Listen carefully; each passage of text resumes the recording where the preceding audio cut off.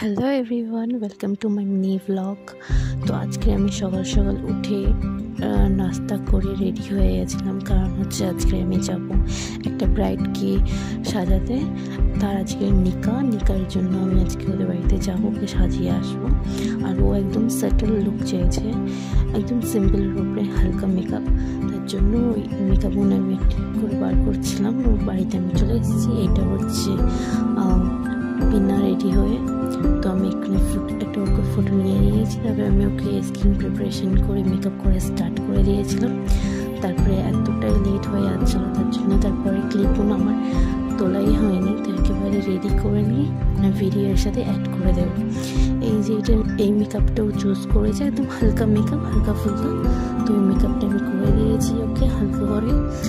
খুব প্রিটি লাগছিলো, ভীষণ মিষ্টি লাগছিলো। তারপরে পুরো রেডি হয়ে জুয়েলারি পরে সব এভরিথিং অল রেডি হয়ে তারপর নিকাইতে চলে যাবে। তো আমি ওকে রেডি করে বাড়ি চলে আসলাম। টাটা।